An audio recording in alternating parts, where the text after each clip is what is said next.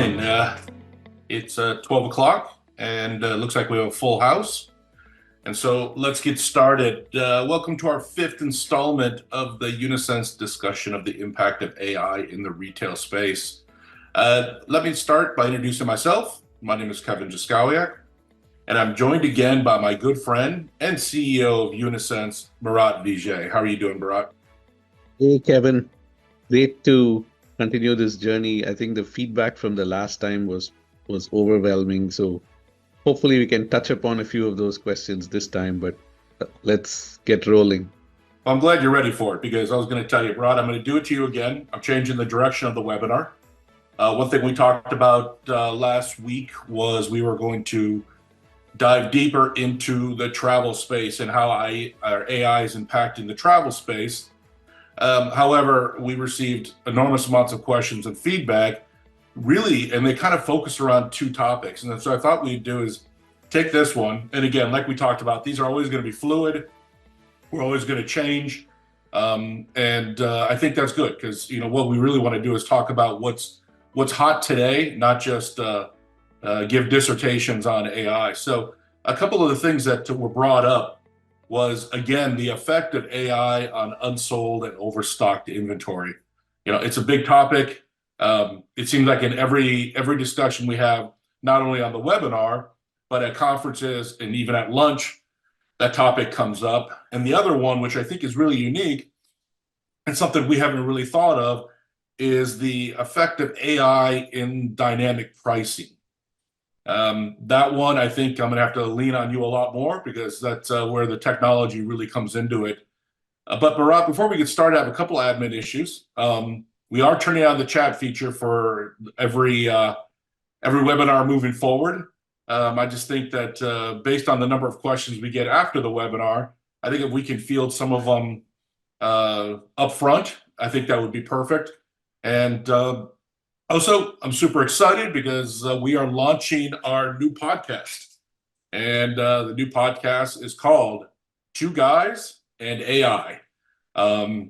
It's going to dig deeper into everything that AI is impacting, from real estate to travel, automotive, you name it. And we're going to be talking about retail as well. So on the initial 4 or 3, we are going to transcribe the voice, get it live, and then we will send it out via social. So if that sounds good, Bharat, let's kick this thing off. And what I want to do is I want to start with, I guess, really the topic that continues to pop up, and I think is really one of the most impactful today, especially if the economy is slowing. This concept of unsold and really overstocked inventory. Traditionally, of course, it's been human interaction to maintain inventory counts, and now we introduce AI. Really, one of the big dilemmas that we're dealing with, from the retailer side is, just stocking up the product on shelves, and we cross our fingers and hope it sells. But often it doesn't, and we're left with piles of unsold merchandise. Sometimes it's tied up for months.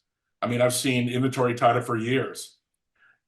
Last night I was reading an interesting fact, and it was a study done by the retail owner. Excessive inventory can consume over 25 to 30% of a retailer's operating expenses. When you really think about that, I mean, you look at the scale from someone giant, even down to a smaller boutique store, that's a big impact. So really what our goal is, it's all about reducing inventory. So Bharat, this one I'm going to throw it over to you. Where do you see AI? And again, what we do on this webinar is we take it from the 100,000 foot level, and then we get more granular. So, from the 100,000 foot level, where do you see the AI really impacting for a positive approach, the unsold and overstock inventory dilemma that I think retailers are experiencing today? Yeah, Kevin, I think you touched upon, what I think is a sore topic for most retailers. Actually, having worked with some of the big ones and the really small ones, I think this is one that, never seems to go away and probably will never go away. Primarily, why does unsold inventory happen, right? There is a certain variability in demand. So we were expecting the demand to be a certain way, but there's a certain variability in it. There's also sometimes trend sensitivity. Especially let's take, fashion apparel or lifestyle products. They depend a lot on current trends. And if the current trends change dramatically, then some inventory items may get quickly outdated. The third is, of course, seasonality. Products can be very seasonal, and you need like very careful planning. But just take this year alone, the winter wasn't as cold as we thought it would be in some parts of the US. So what happens to a lot of the inventory that came at that time? How do you actually sell it within the 12 weeks that you typically have? So clearly that's an area that's hard to solve. And most retailers may have a very small set of products, or some may have a very wide range of products. It could span like even a small retailer may span clothing, accessories, home decor, and possibly even beauty products. So each of them has a different variability in demand. And one of the things that AI can play a role with is demand forecasting. Historically, retailers used to do demand forecasting for the whole year, but I think that's changing quite dramatically, because even weather factors, economic conditions, if you can re-predict, so you typically predict a month in advance or 3 months in advance or a year in advance, but can you predict that there's going to be changes next week? Then you could potentially adjust not just your inventory level, but you can also do something called dynamic repricing. So you can use AI to kind of see if it's competition or an economic condition that's driving the inventory, and move your products more quickly with a more dynamic repricing. Um, the the other thing is, how do you allocate the inventory across different locations or different channels? So if you have multiple stores or multiple outlets, then can you allocate it based on where the demand is the highest? And the last one, which we've been talking about since Amazon launched in the late 90s, is personalized marketing or personalized recommendations, where you can make that unsold inventory very relevant. One of the areas I think you probably remember, we worked on this very large this retailer that was selling items that are almost $2,000 a piece for bridal wear, or $3,000 a piece, and it wasn't moving. Some of the products that were in stock weren't moving fast enough. But by creating relevance for those products, AI was able to move about 5% of them more, and that makes all the difference from break even to profitability. So rather long answer, but we can dig into it a little more. No, that's great. You actually touched on three of the points I want to dig deeper in. One of the things that I find really interesting about AI is you kind of broach the how we used to do it or how we do it today. We look at it holistically. We have really smart people in the retail space. People who have done this for a long time. I think they have forgotten more about retail than I could ever know in my lifetime. But we still see that issue. And if we were doing it efficiently, we wouldn't be having this discussion.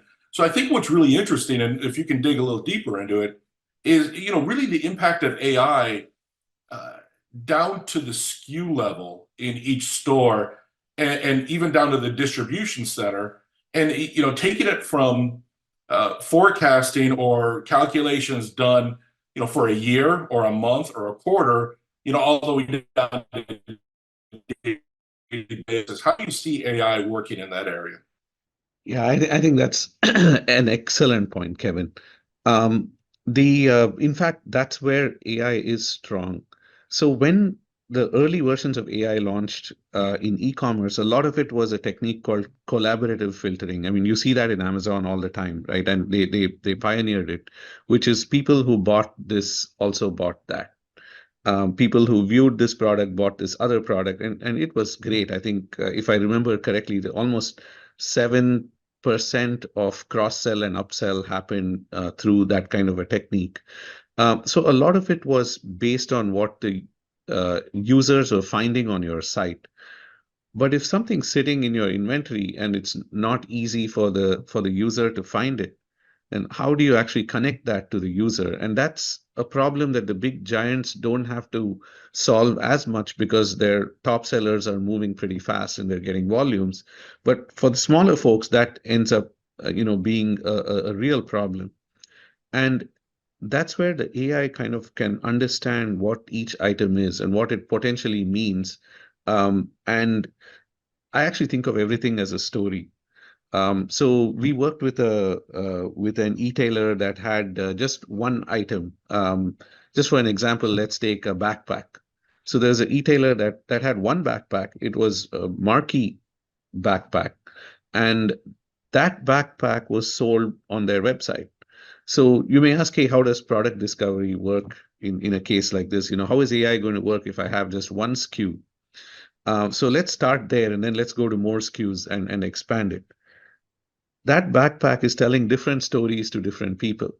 So you may have an urban explorer that uses the backpack for one thing. You have a school kid that uses the backpack for another. You have somebody that goes to the outdoors for which the backpack is a third story. So this one SKU is actually telling many different stories, and AI can play that role, and it can connect your inventory to your marketing, to your SEO, to your SEM, to your inbound advertising, and say, hey, these are all the stories that people are asking for, and how are you telling the stories about the inventory that you have? AI can find classes of inventory that you never thought that these products could be grouped together, but they could actually be grouped together in what we can call a curation or a thematic curation. AI can create those collections that you may not even have thought of and said, connected that to your marketing messages and say, hey, look at all these products.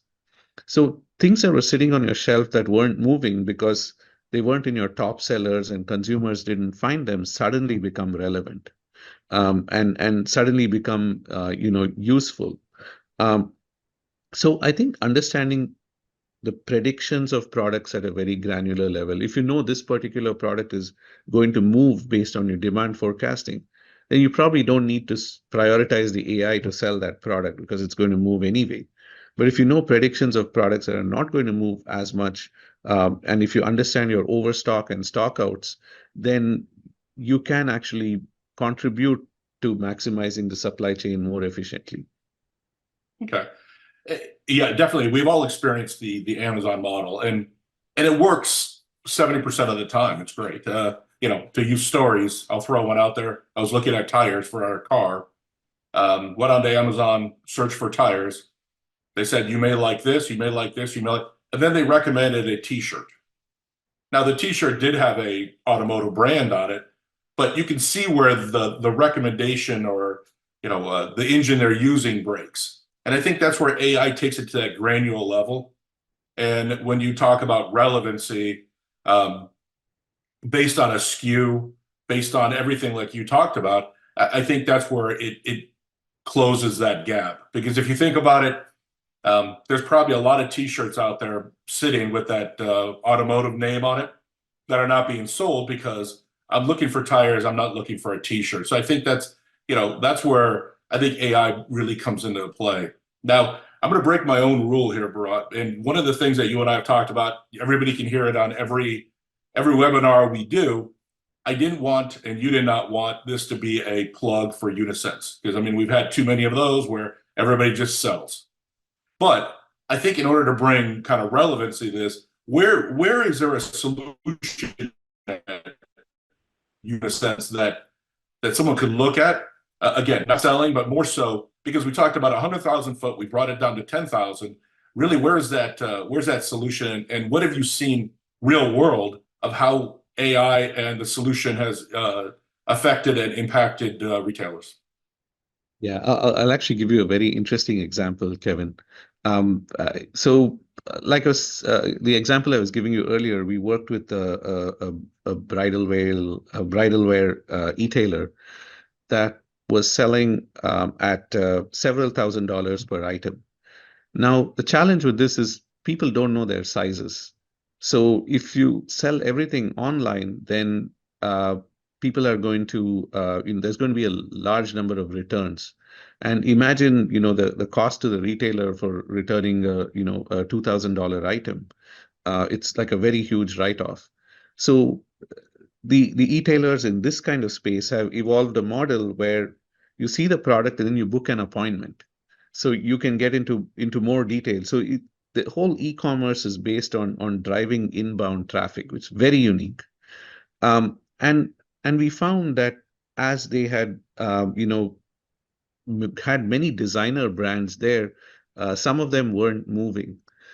So we found with Unisense, we found very, very interesting ways with the AI to make it relevant for people. Just to give a simple example, there's a lot of people that buy through astrology, so through zodiac signs even. And we found that it's actually very popular with a certain segment of folks. And so just making that inventory relevant to because the next zodiac sign is coming up, and suddenly you have gifting, you have what was in the inventory for 3 months suddenly becomes very relevant because we're entering the zodiac sign of Aries, and you want to buy certain styles and colors and trends that are relevant for that sign. Similarly, seasonal trending happens all the time. When prominent figures show up, like for the Grammys in a particular outfit, those outfits and their lookalikes become super super interesting. So the question is, you can't have the retailer sit down and every day go through their inventory and say, I have these 5,000 items, now what is relevant? This is where AI can kind of play a very big role. The other thing I want to add to that is each retailer is unique. It's a dynamic uniqueness, because the inventory that I had as a retailer 3 months ago is not all the inventory I have now. But I'm still unique. I passionately sourced my inventory and brought it all together, and I'm passionately merchandising it. So each retailer is unique. Each consumer is unique because they have their own story. So making this connection is an area where is where a lot of work has gone in. And we've looked at a lot of the technologies that are in play today, right from what they call generative AI all the way to collaborative filtering, and there's a place for all of these. And it doesn't, you don't have to go back to school and get a computer science degree to do all this. It's actually available. There's products that do that, and there's ways to jump in a lot more easily. So broadly, I'm excited we got our first question. And the question is what everybody really wants to know. And the question is, for a smaller retailer, is a solution like this reasonable price-wise? That's a fabulous question. So I think the answer is yes. The short answer is yes. There's two things that come out of a solution like this. One is every retailer wants higher GMV and higher conversions. Now, generally, GMV and conversions are a byproduct of doing a few other things right. And the retailer has already done so many of them. You've got your supply chain, you've got the products, you've figured out what you want to stock, you figured out your marketing plan. Most retailers today have conversion rates in the 1 to 2% range. Some may be higher, some may be lower. Typical bounce rates are 50%. So anything that can improve your figures by, say, 5% improvement in the bounce rates will immediately translate to increased GMV. The second thing is AI also gives you knowledge, information back that you can use to do your own planning, your own dynamic changes. It's like if you have a brick and mortar store and you have two dresses in the window shop, and you find that your sales aren't lifting because of those two, then you got to change those two dresses. But what do you put there? What do you put in your window shop that can potentially improve your sales? So definitely getting that kind of knowledge, that kind of information from the AI makes a big difference. The prices are fairly affordable. If you're on Shopify, there's apps that are available, for just few dollars, $10 to $50 a month. There's apps that are available for an retailer. If you're a larger retailer, then it's going to depend on your SKUs. But the net benefit is very huge. I mean, we've seen for the retailers that we work with anywhere from a 25% to over 130% jump in their overall conversion rates. But the thing I would say is don't focus on the conversion rates. If you do the other things right, if the AI increases your engagement, it increases your intrinsic knowledge, and it increases the number of products in your inventory that actually gets seen by the users. So if you were only initially showing 20 to 25% of your inventory at a given time, and that goes to 32 to 33%, you will see increased transaction, increased GMV. It's a long answer, but it's a great question. Yeah, it's always the loaded question, right? I mean, that's the $1 million question, how much does it cost? And I think you answered it correctly. I think what's really interesting and exciting about it is that if you are on Shopify, the solution like Unisense is an easy plug and play. And you can get up and running quick, which, I think that's what everybody wants. It's great to hear a sales pitch, which is definitely not, but more so the idea that if I can see something quickly, it always helps out a lot. So, Bharat, real quick, what I want to do is one other admin thing. We've been receiving emails through our website, but you can also reach out directly to either one of us. It's really simple, Bharat@unisense.tech or Kevin@unisense.tech. We will have it on the end of this video once we post it. And feel free to give comments, feedbacks. Hopefully they're nice towards me. And questions, anything you want to hear moving forward, we definitely appreciate it. So that takes us to kind of the halfway point. I'm trying as hard as I can to keep it within that, that half-hour range because everybody's busy. So really what I want to do is talk about pricing. One of the things that we've been receiving is questions around dynamic pricing. But I think, really what we want to talk about is, where are we currently? And I think in the retail space, unfortunately, no matter how advanced and quick we think we are, we're still in static pricing. I mean, let's face it, we set a price on an item. We come in for 2 weeks, we find out the item's not moving. So what do? We do a lower the price or a sale, we'll buy one, get one, you name it. So the reality of it is, this isn't dynamic. This is static with a little bit of human intervention. And really, I think, what we need to migrate to is dynamic. And even where we talk about dynamic and try to be more optimized, we still have the human element. And so really what I wanted to do is see, Bharat, what your thoughts were around how AI impacts and affects to a positive and negative. Everything has two sides to it. But where do you see AI affecting prices for retailers today? And where do you see, and what have you seen as the positive outcome from it? Yeah, so we work with a few very large retailers that wanted to use dynamic pricing. Now, dynamic pricing is it's a double-edged sword, actually. As you know, if let's say I'm an retailer and I change my prices every day, and let's say it's going up and down, my consumers will say, hey, I'm going to come back the next day to see if it goes down. I'm going to come back the next day and see if it goes down. So there's a trust issue. So over time, retailers have figured out that one of the best ways to do dynamic pricing and to mitigate any, the trust side is discounting, promotions. So for example, you start implementing gradual markdowns for items that have been on the shelf for a certain period. So it could be something systematic, like if it's on the shelf for a month and down by 10%, 20% for 2 months, and so on. Having said that, I want to say that the effectiveness of AI is how effectively can it sell your full priced items. So you always got to start off there and understand what's your full price. And how's full price established? It's based on your production costs, your brand positioning, market competition. And AI can help there as well, because sometimes it's a very complex calculation. So AI can help you set your initial pricing, but it's also based on what kind of profitability you want to see in the business. So once you have your full price established, you got to get the AI to work for you to sell as much as you can of the full price.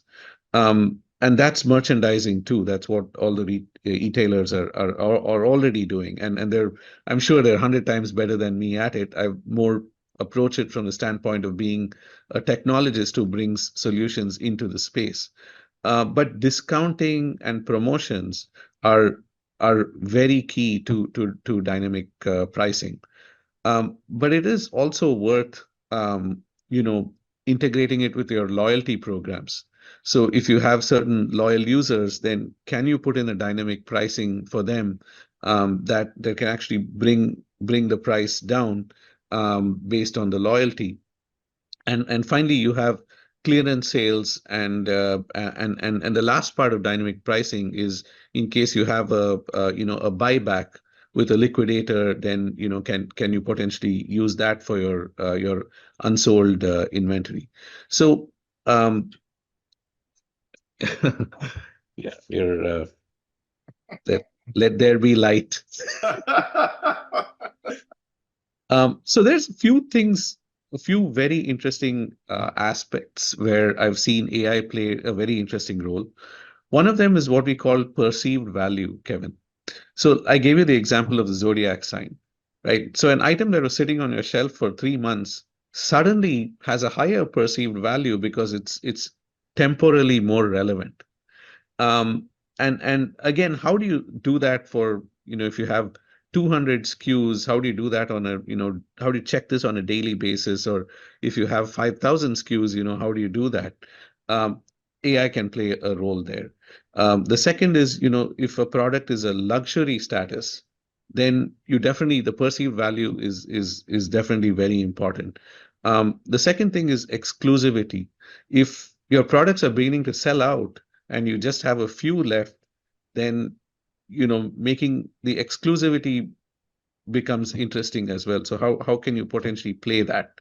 The third actually great example is price anchoring.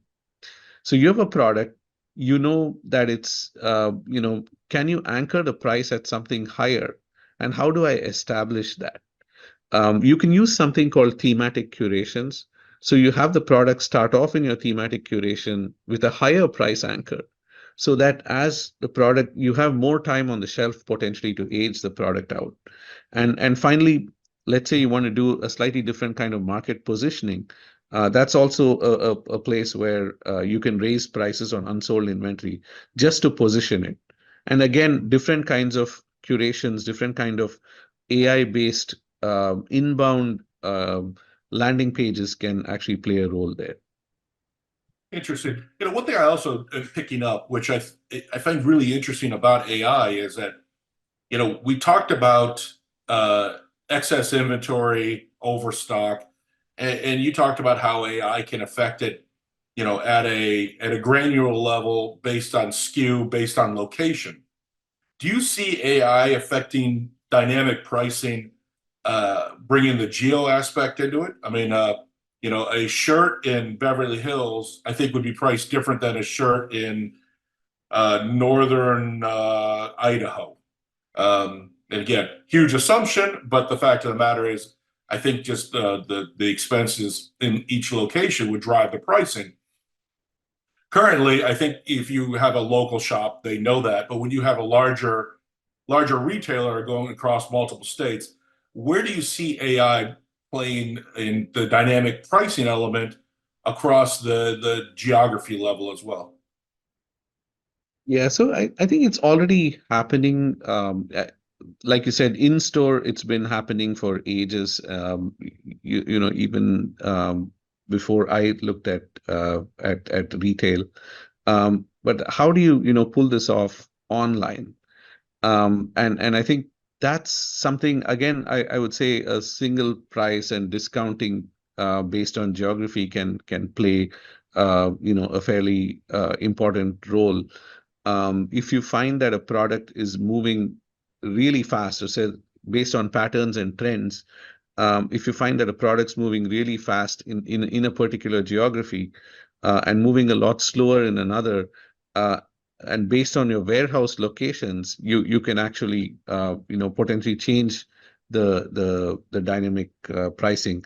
There's also the competition. Understanding the competition in each place also allows you to decide how you want to dynamically price across geographies. And you'll probably recall we worked with actually a non-profit that was selling a lot of T-shirts and souvenirs to the whole of the US and the whole of the world. And we did come up with a dynamic pricing strategy based on where the products were being ordered from, because we wanted to incentivize the local folks to come into the store, and to be part of the nonprofit. So there's also non-pricing impact on the dynamic pricing that plays a role. And these are some things you can actually configure your dynamic pricing engine to do. And some of these products are actually not as sophisticated in the Shopify world. I mean, just answering the question that the attendee had asked earlier. Dynamic pricing still leaves a lot to be desired in the app world, but it is definitely a strategy that when it's done as part of discounts and promotions, it's definitely something that's much easier to roll out. So I'm looking right now. Another question. Interesting topic of dynamic pricing. Is your or other people's solutions plug and play? Yeah, there's certain solutions that are plug and play, and many of them are, they give you information to make your decisions. So ours actually does two things. It helps you make decisions on what's going to sell and what you probably want to dynamic price. So it gives you that valuable information on where to spend your energy. There are products out there that allow you to roll out your dynamic pricing strategy a lot more easily and say, okay, I want to anything that's been on the shelf for a month, I want to drop the price by 10%. That's already built into Shopify and allows you to do that pretty easily. But there is a lot of innovation happening on how this can be automatically done, especially on the platforms like Shopify. But a lot of this will come back to the e-tailer, and it's time worth investing in because it is the profitability will be directly impacted.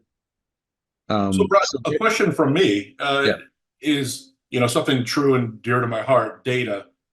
What if I'm a small retailer and my data sets are not robust? What if it's what if I'm migrated from spreadsheets to Excel? I'm not living in a multi-level data set. Does it still work, or really do I need that data, that historical data, to drive dynamic pricing? That's actually a great question, Kevin. So I'm going to step back and answer the question from just the standpoint of the buying experience itself. So we've actually done a fair amount of research on how does the consumer buy. And again, it's different for different categories, but we noticed that if you take something like fast fashion as an example, there's a buying decision that's made in about 90 seconds. 50% of customers make a buying decision in 90 seconds. Whether or not they add it to the cart and checkout is something that could take longer, but half the customers are buying in 90 seconds. And I think from a dynamic pricing standpoint, you want to give the customer the price that's most meaningful to both them and you.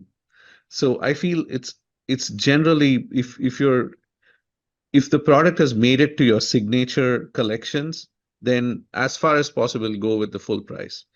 If the product's sort of been in the signature collections for a while and is beginning to age out, then you want to start dynamic pricing the product. So a lot of it depends on just the consumer experience of finding the product and buying it.